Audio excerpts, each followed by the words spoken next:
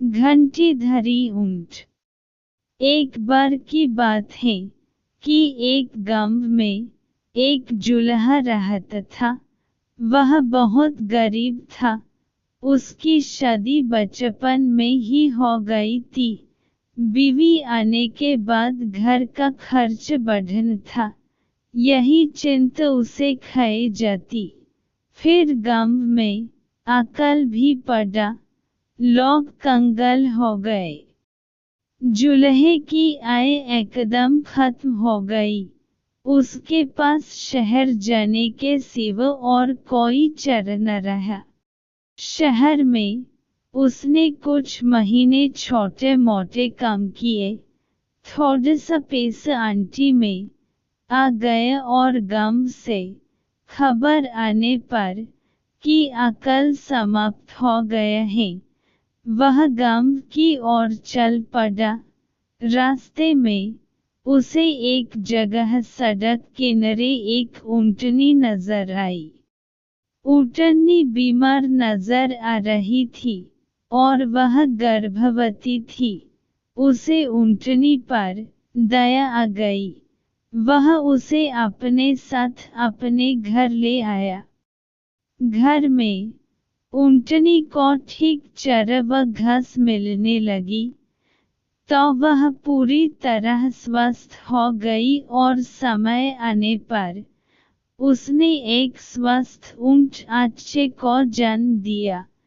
ऊंट बच्चा उसके लिए बहुत भाग्यशाली साबित हुआ। कुछ दिनों बाद ही एक कलाकार गांव के जीवन पर चित्र बनने उसी गांव में आया। पेंटिंग के ब्रश बनने के लिए वह जुल्हे के घर आकर ऊंट के बच्चे की दुम के बाल ले जाता।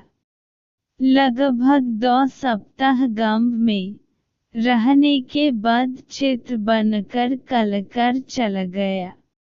इधर ऊंटनी खूब दूध देने लगी तो जुल्हा उसे बेचने लगा। एक दिन वह कलाकार गांव लौटा और जुल्हे को काफी सारे पैसे दे गया, क्योंकि कलाकार ने उन चित्रों से बहुत पुरस्कार जीते थे और उसके चित्र अच्छी कीमतों में बिके थे। जुल्हा उस ऊंट बच्चे को अपना भाग्य का सितारा मानने लगा।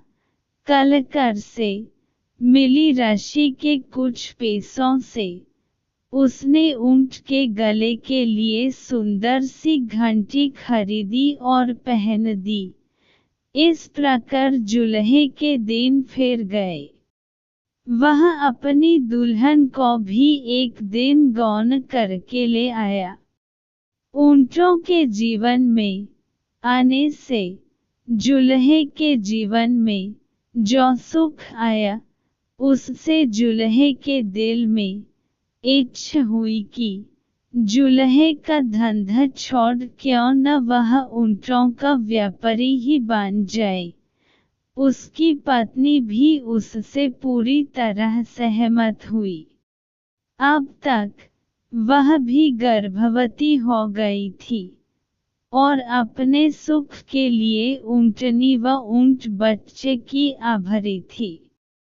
जुल्हे ने कुछ ऊंट खरीद लिए। उसका ऊंटों का व्यापार चल निकला। अब उस जुल्हे के पास ऊंटों की एक बड़ी टोली हर समय रहती। उन्हें चरने के लिए दिन को छोड़ दिया जाता। ऊंट बच्चा जो अब जवान हो चुका था, उनके साथ घंटी बजाता जाता।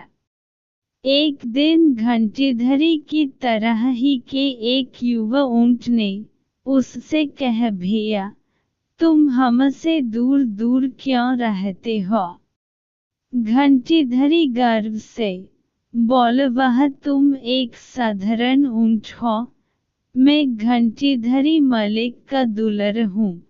मैं अपने से ओछे ऊंटों में शामिल होकर अपना मान नहीं खोना चाहता।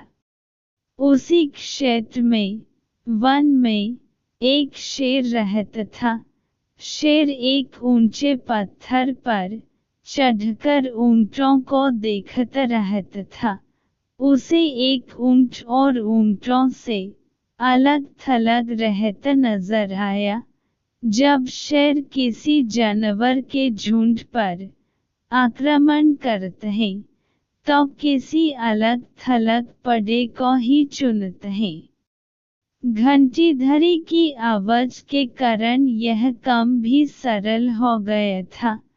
बिना आंखों देखे वह घंटी की आवाज पर घात लग सकता था। दूसरे दिन जब ऊंटों का दल चरकर लौट रहा था तब घंटीधरी बाकी ऊंटों से 20 कदम पीछे चल रहा था। शेर तो घात लगाए बैठा ही था। घंटी की आवाज को निशाना बनकर वह दौड़ा और उसे मारकर जंगल में खींच ले गया। ऐसे घंटीधरी के अहंकार ने उसके जीवन की घंटी बज दी।